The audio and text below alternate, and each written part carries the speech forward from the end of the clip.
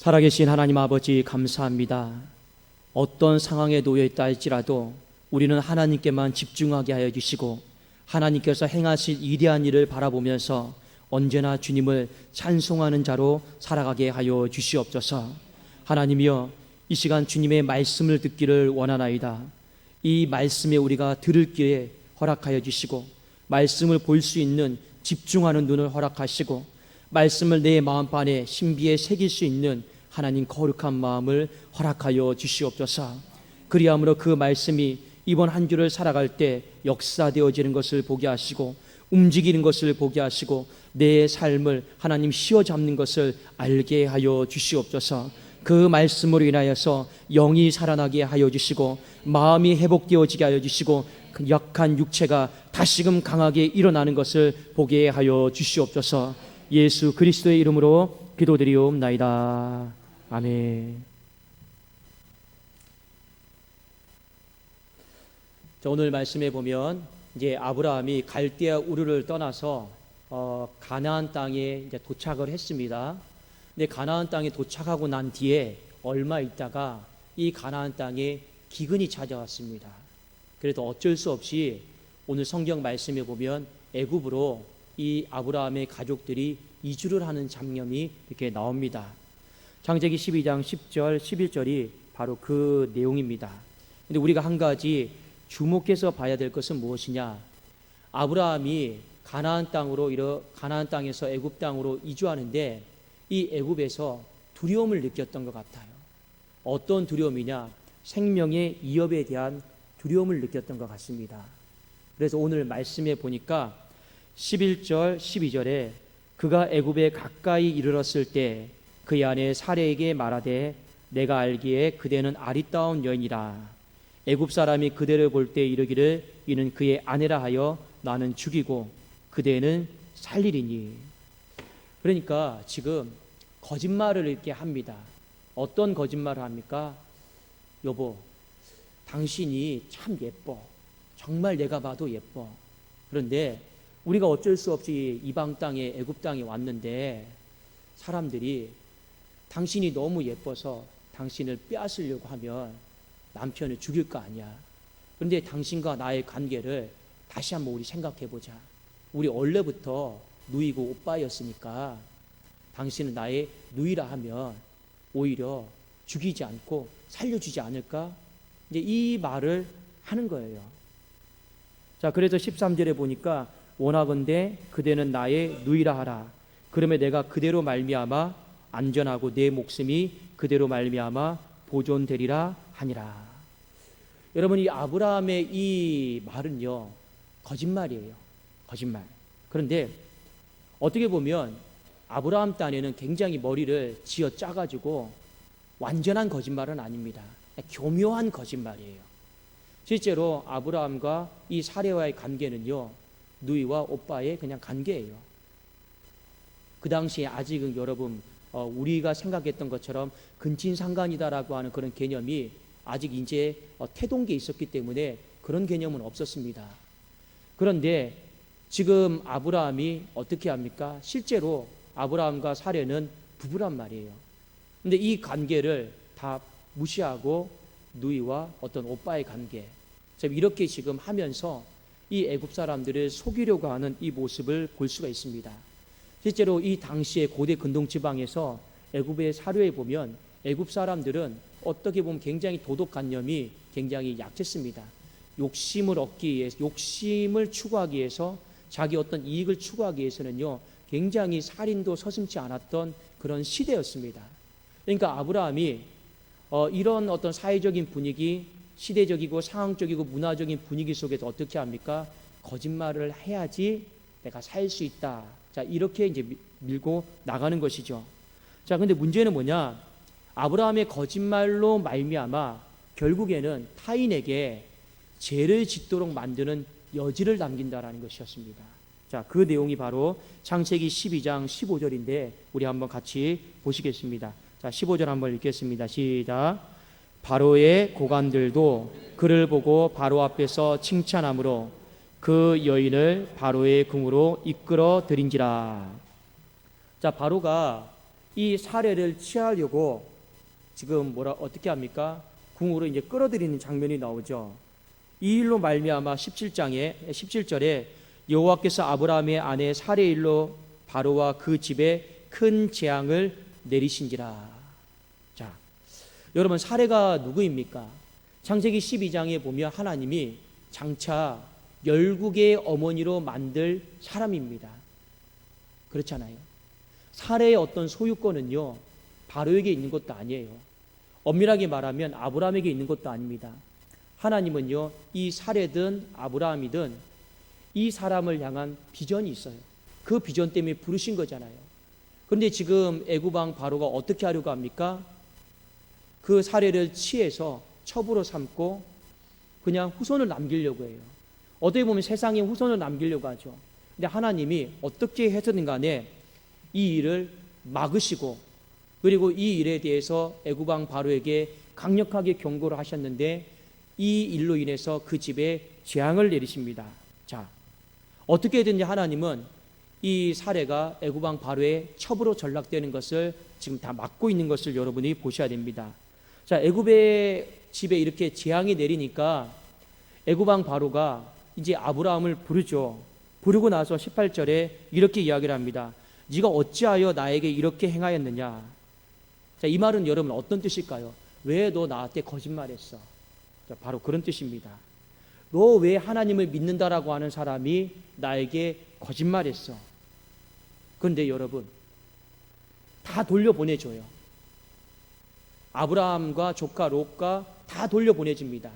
그런데 이 애굽에서 한 가지 큰 나쁜 선례를 남겨요. 안 좋은 걸 남겨요. 무엇을 남깁니까? 아브라함의 거짓말로 말미암아 하나님이 모든 것들은 다 막아주시긴 했어요. 그러나 아브라함의 이 자신의 목숨 살기 위해서 거짓말한 것으로 말미암아 이 애굽 사람에게는요 하나님의 영광이 가려진 거예요. 지금 아브라함이 믿는 사람인지 거짓말한 거잖아요. 그것 때문에 하나님의 영광은 가려졌어요. 일은 어느 정도 수습은 됐어요. 그런데 아주 안 좋은 발자취 하나를 남긴 거예요. 하나님의 영광은 철저하게 짓밟히고 가려진 것입니다. 자, 그 다음에 이제 하나님이 아브라함과 이 조카 롯을요 다시 가나안 땅으로 올려보냅니다. 창세기 13장 1절에 아브라함이 애굽에서 그와 그의 아내와 모든 소유와 롯과 함께 네겝으로 올라가니. 자, 이게 약속의 땅에 가나안 땅에서 정착하면서 살죠. 뜻밖의 문제가 생깁니다. 얼마 후에 있다가 이 조카 롯과 다툼이 생겨요. 그 이유는 무엇 때문에 생기느냐? 소유가 너무 풍성해요. 소유가 많아요. 가축들이 많아요. 근데 땅은 한정돼 있어요. 그러다 보니까 싸우는 거죠. 가축들을 먹이려고 하다 보니까 좋은 물, 좋은 땅, 근데 한정이 돼 있잖아요. 아브라함의 가축들이 물을 다 마시면 롯의 가축들이 물을 마시지를 못해요. 그냥 보니까 결국에는 아브라함의 이 목자들과 이 롯의 목자들이 서로 다투면서 싸웁니다. 자, 이때 아브라함이 어떻게 반응하는가를 여러분들이 보셔야 됩니다. 자, 창세기 13장 8절 9절입니다. 자, 8절 9절 같이 한번 읽겠습니다. 시작. 아브라함이 롯에게 이르되 우리는 한 친족이라 나나 너나 내 목자나 네 목자나 서로 다투게 하지 말자. 네 앞에 온 땅이 있지 아니하냐. 나를 떠나가라. 네가 좌하면 나는 우하고 네가 우하면 나는 좌리라. 자, 여기 말씀에 보면 이 문제를 해결함에 있어서 아브라함이 철저하게 자신을 내려놓습니다. 내려놓죠. 근데 우리는 아셔야 돼요. 이 문제가 발생했을 때 먼저 권리는요 누구에게 있습니까? 아브라함에게 있는 거예요. 솔직히 롯이 부자가 된 건요 아브라함 때문에 부자가 된 거예요. 롯 혼자 스스로 절대 부자가 될 수가 없어요. 아브라함 때문에 롯이 부자가 된 거예요. 그러니까 선택권은 당연히 아브라함이 주장을 해도 먼저 외쳐도 이 문제를 해결함에 있어서 아무 거리낄 것이 없습니다. 자, 왜 하나님이 아브라함 때문에 복을 주신 것이지 롯 때문에 복을 준 게 아니고, 롯은 아브라함 때문에 부자가 되었다라는 것을 어디를 보면 알 수 있냐면 창세기 12장 4절입니다. 자, 제가 한번 읽어드릴게요. 하나님이 1절, 2절, 3절 다 축복하시고 4절에 이에 아브라함이 여호와의 말씀을 따라갔고 롯도 그와 함께 갔으며 아브라함이 하란을 떠날 때 75세였더라. 자, 하나님께서 아브라함을 축복의 사람으로 부른 것이지 롯을 축복의 사람으로 부른 게 아니에요. 하나님이 아브라함에게 큰 민족, 큰 나라, 복, 내가 그렇게 만들어주겠다라고 불러주시고 아브라함이 그 말씀을 붙잡고 간 거예요. 근데 성경에 보면 롯은 어떻게 됩니까? 그냥 아브라함을 따라간 것 뿐이에요. 근데 하나님은요, 말씀을 붙잡은 그 사람을 옆에 붙어 있기만 한 것만 해도 하나님은 예쁘다, 잘했다, 그래, 너도 같이 덤으로 부스럭이라도 내가 축복해 줄게 하고 축복해 주신 거예요. 그 결과로 이 롯이 지금 가축대가 많아진 거예요. 그러면 땅은 한정되어 있어요. 물이 없어요. 그러면 이 문제를 해결함에 있어서 아브라함은 롯에게 이렇게 이야기할 수 있습니다. 롯, 솔직하게 얘기해보자. 너 누구 때문에 부자 됐는데, 너 누구 때문에 지금 이마만큼 살 수 있는데 다 나 때문이 아니냐. 이렇게 충분히 이 일에 대해서 권리를요, 아브라함은 주장을 할 수가 있어요. 그런데 아브라함은 이 권리를 하나도 주장하지 않고 그냥 다 내려놓습니다. 다 내려놔요. 여러분, 왜 아브라함이 다 내려놨을까요? 충분히 자신의 권리를 다 주장하고 이 선택권은 나에게 있기 때문에 내가 먼저 이렇게 하면 너는 이렇게 해라라고 할 수 있음에도 불구하고 왜 아브라함은 갑자기 이 모든 권리를요 다 내려놨을까요? 그 이유는요 바로 창세기 13장 7절에 있습니다. 자, 한번 우리 7절 말씀 같이 한번 읽어보겠습니다. 시작. 그러므로 아브라함의 가축의 목자와 롯의 가축의 목자가 서로 다투고 또 가나안 사람과 브리스 사람도 그 땅에 거주하였는지라. 성경은요 의도적으로 이것을 기억하고 있습니다. 보세요. 아브라함의 가축의 목자와 롯의 가축의 목자가 서로 다투었습니다. 자, 그 다음에 8절에 아브라함이 롯에게 이르되 우리는 한 친족이니까 서로 다투지 말자. 이렇게 넘어가도 이 구절은 전혀 이상이 없는 구절입니다. 그런데 성경의 기자는 의도적으로 뭐라고 기록하고 있습니까? 아브라함의 가축의 목자와 롯의 가축의 목자가 서로 싸움 났습니다. 다투었습니다. 그런데 의도적으로 또 가나안 사람과 브리스 사람도 그 땅에 거주하였습니다. 이 구절을 적어 넣었어요. 그게 무슨 말입니까? 아브라함과 롯이 싸웠는데 이 싸움 구경이요, 여러분 거기에 거주하고 있는 가나안 민족들도 다 보고 있었다라는 거예요. 자, 아브라함이 지금 누구를 염두에 두고 있는 겁니까? 여기 가나안 사람, 브리스 사람, 그 땅에 거주하고 있는 이 사람을 지금 염두에 두고 있는 겁니다. 자, 아브라함이 이런 생각이 들겠죠. 만일 내가 또 애굽에서처럼 내 목숨 하나 살고자 내가 거짓말 한다라면 당장 목숨 하나는 살 수 있죠. 근데 그 일로 말미암아 귀한 것을 하나 잃어버립니다. 무엇을 잃어버립니까? 하나님의 영광은 가려지는 것을요, 아브라함은 바로 창세기 12장에서 철저하게 깨달은 거예요. 물론 자신이 거짓말함으로 말미암아 목숨은 살고 모든 일들은 하나님이 다 막아주셨지만 결국에 애굽 사람들에게 들은 말은 무엇입니까? 믿는 사람이 왜 그래? 이 한마디를 듣고 온 거예요. 근데 여러분, 하나님의 사람에게는요 자존심이 있어요. 그 하나님의 사람의 자존심을 무너뜨리는 말이 무슨 말인지 아십니까? 믿는 사람이 왜 그래? 아브라함이 이 말을 애굽의 사람들에게 다 수근수근거리면서 다 듣고 그 땅을 떠난 거예요. 여러분, 한번 아브라함이 애굽을 떠났을 때 얼마나 창피하고 수치스러웠을까를 한번 생각해 보십시오. 재물은 많이 얻었어요. 아내는 살았어요. 아브라함도 목숨도 살았어요.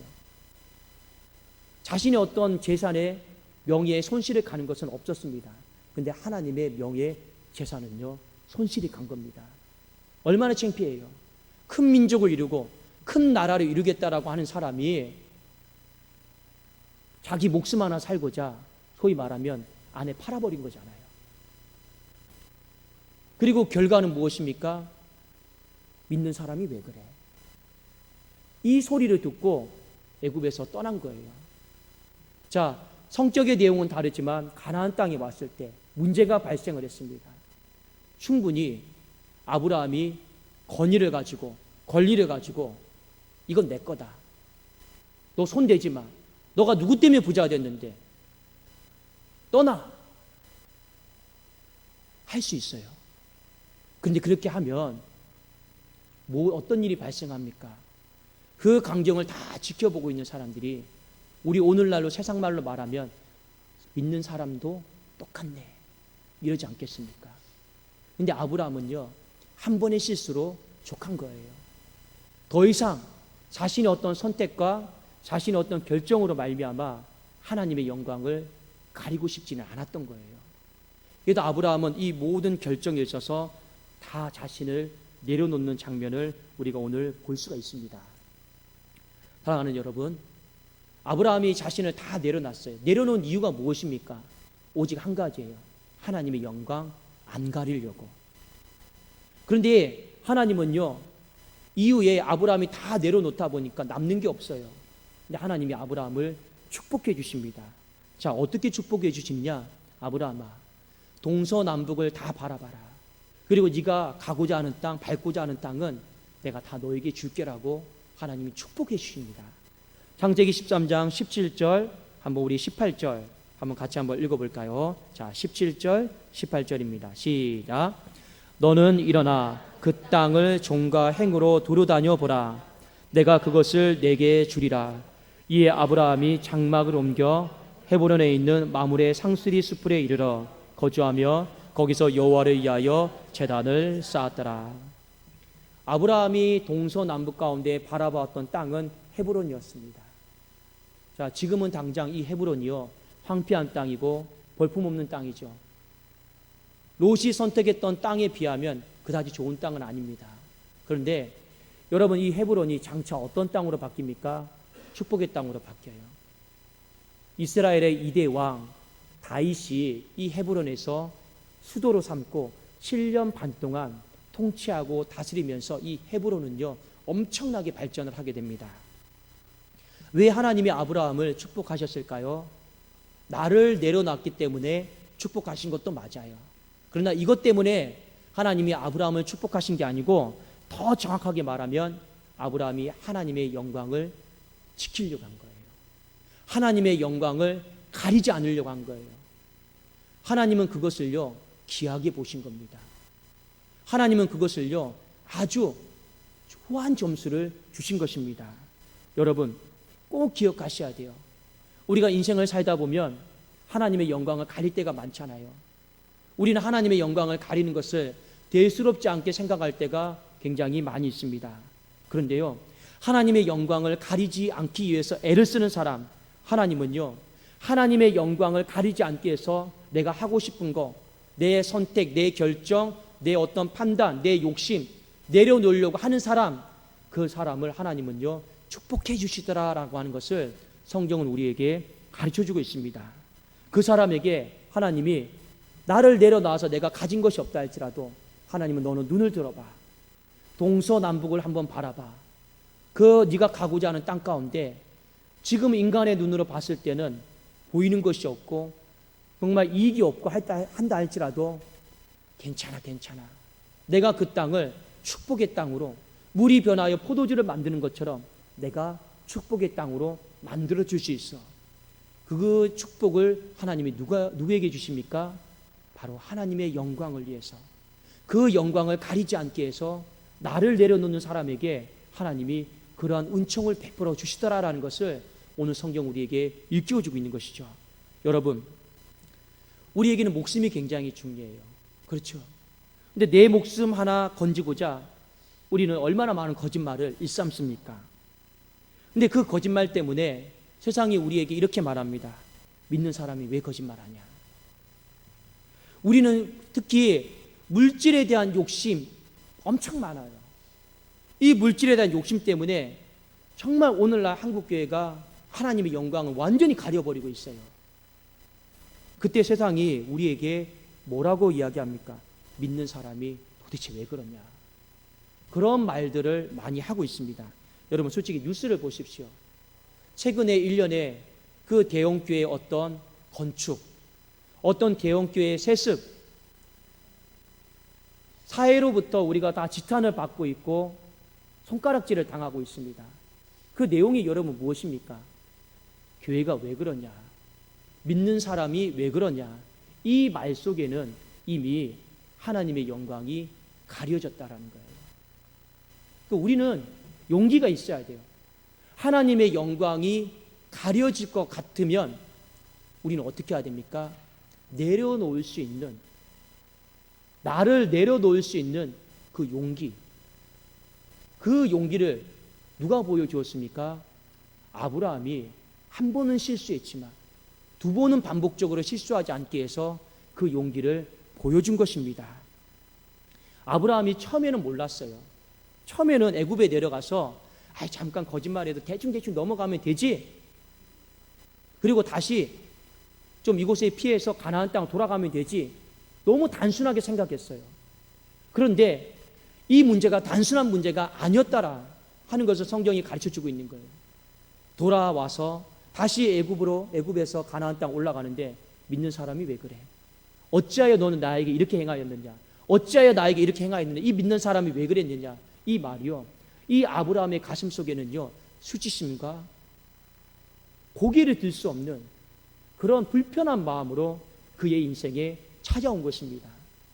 그리고 어찌되었든 간에 창세기 13장에서는 더 이상 내가 앞으로 살아가면서 하나님의 영광을 가르는 일은 안 해야겠다. 내 어떤 권리가 있고 내 어떤 목숨이 있고 내 어떤 소유권이 있다 할지라도 이것이 하나님의 영광을 가리는 일이라면 나는 다시는 이런 일에 관여하지 않아야겠다. 차라리 내려놓고 말지, 죽고 말지, 내 재산 내려놓고 말지, 이 마음으로 분명히 바뀌었다라고 하는 것은 성경이 우리에게 보여주고 있는 것입니다. 여러분, 아브라함의 마음이 더 이상 나는 이렇게 살지 않으리라. 우리가 오늘 이 말씀을 들으면서도 저와 여러분 안에도 이런 결단이 있었으면 좋겠어요. 어떤 결단이냐? 내 소유, 내 어떤 권리, 내 어떤 선택, 판단, 자유, 우리는 마음대로 다 주장하고 할 수 있어요. 그러나 이것이 궁극적으로 한 번만 더 생각했을 때 하나님의 영광을 가릴 것 같다 하면 그 자유도 내려놓는 게 맞습니다. 그 소유권도 내려놓는 게 맞습니다. 더 심하게 말씀드릴까요? 그 목숨조차도 우리가 내려놓을 수 있는 준비를 하는 것이 성경은 맞다라고 하는 것을 가르쳐주고 있는 것입니다. 그런데 문제는 뭐냐? 오늘날 많은 사람들이 하나님의 영광은 뒷전이에요. 그 영광이 가려지는 것보다 더 중요한 게 무엇이냐? 내 목숨 부지하는 거예요. 우선 나부터 살고 보자라는 거예요. 그렇지 않습니까? 특히 오늘 물질에 있어서 아브라함은 정반대의 모습을 보여줬습니다. 그런데 오늘날 많은 사람들이 이 물질에 대해서 절대 안 빼앗기려고 그래요. 절대 안 빼앗기려고 그래요. 다 내 건데, 내가 어떻게 모은 건데 양보 안 하려고 그래요. 더 모으려고 그래요. 그러니까 우리는 자꾸만 세상으로부터 지탄받고 믿는 사람들이 도대체 왜 그래? 도대체 믿는 사람들이 왜 그래? 이 말을 듣는 거예요. 여러분 꼭 기억하셔야 돼요. 마태복음 5장 16절에 이같이 너희 빛이 사람 앞에 비치게 하여 그들로 너희 착한 행실을 보고 하늘에 계신 너희 아버지께 영광을 돌리게 하라. 그러니까 우리의 행동 때문에 하나님 영광 가리지 말라라는 겁니다. 내 말, 내 행동, 내 선택, 내 결정 때문에 하나님의 영광 가릴 것 같으면 그거 다 중단하고 내려놓으라 하는 것이 하나님께서 우리에게 주시는 말씀입니다. 여러분, 세상 사람들에게, 가까이 있는 사람들에게 우리는 두 가지 말을 들을 수가 있어요. 한 가지 말은 무엇이냐? 믿는 사람이 왜 그래? 이 말을 듣잖아요. 그러면 이 말을 듣는 순간 이미 나로 하여금 하나님의 영광은 가려진 거예요. 근데 세상 사람들에게 이런 말을 들을 수가 있습니다. 믿는 사람은 달라. 이 말을 우리가 들을 수 있겠죠. 이 말을 들었을 때는요, 이미 내 삶이 하나님의 영광을 드러내고 있다라고 하는 것입니다. 여러분, 어떤 말을 듣고 사십니까? 우리 교회가 어떤 말을 듣고 살아가야 될 교회가 되어야 되겠습니까? 여러분의 가정이 어떤 말을 듣고 살아가야 될 가정이 되어야 되겠습니까? 어떻게 해서든지 우리는 창세기 12장에서 13장으로 또 다른 요단강을 건너야 돼요. 그렇지 않습니까? 하나님은 계속해서 아브라함에게 하란에서 이 가나안 땅 가기 위해서 요단강 건너라고 했습니다. 그런데 오늘 또 한 번 이 부족한 연약한 아브라함에게 요단강을 한 번 더 건너게 하셨습니다. 12장에서 13장으로 건너갔습니다. 아브라함은요. 근데 어떻게 해야지 건너갈 수 있는 강입니까?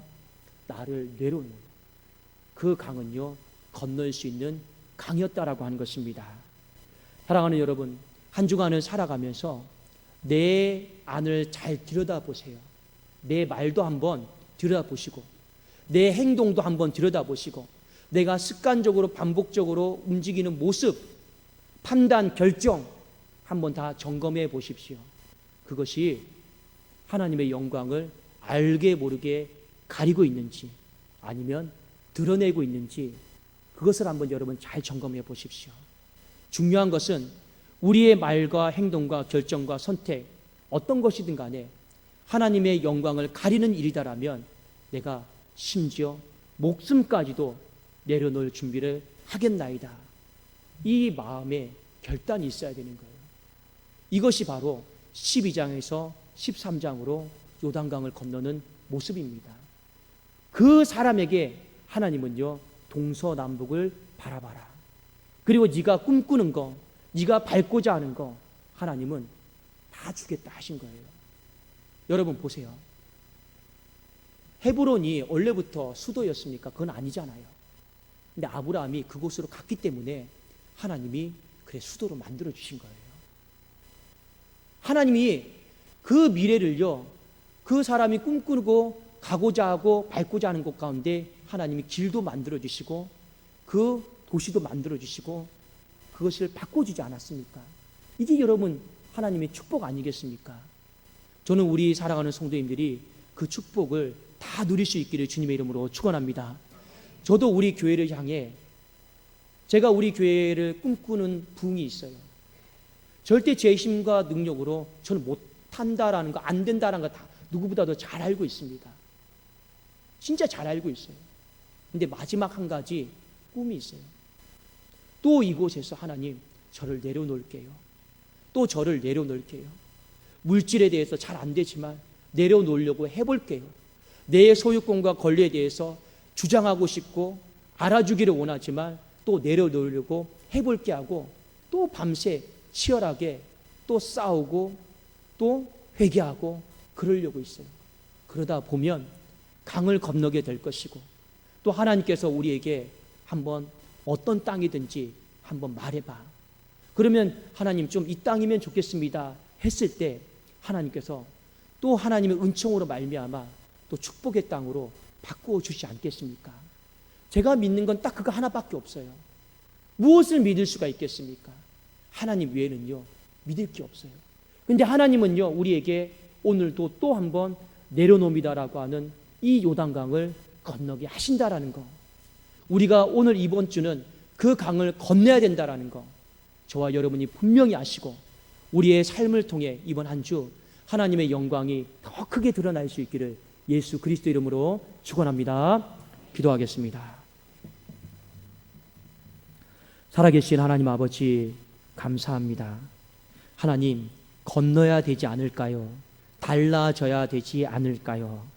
우리가 요단강을 건너지 못하면 하나님 절대로 하나님 앞에 축복의 사람으로 쓰임을 받을 수가 없습니다. 우리가 요단강을 건너지 않으면 우리는 큰 나라, 큰 민족, 큰 후손을 이룰 수가 없습니다. 하나님은 한 번 더 또 아브라함에게 요단강을 건너기를 원하셨습니다. 한 번의 실패는 있었지만 그러나 우리가 반복적인 실패를 하지 않기를 원합니다. 하나님의 영광 가리는 것을 가볍게 여기지 않게 하여 주시옵소서. 나를 내려놓음으로 하나님의 영광이 드러날 수 있다라면 내 목숨까지라도 내려놓을 수 있는 이 믿음의 준비가 되게 하여 주시옵소서. 그리함으로 우리의 가정이, 우리의 교회가 하나님 꿈꾸는 모든 일들이 하나님 안에서 하나하나씩 이루어지는 것, 꽃들이 피고 열매가 맺히는 것을 다 보게 하여 주시옵소서. 예수 그리스도의 이름으로 기도드리옵나이다. 아멘.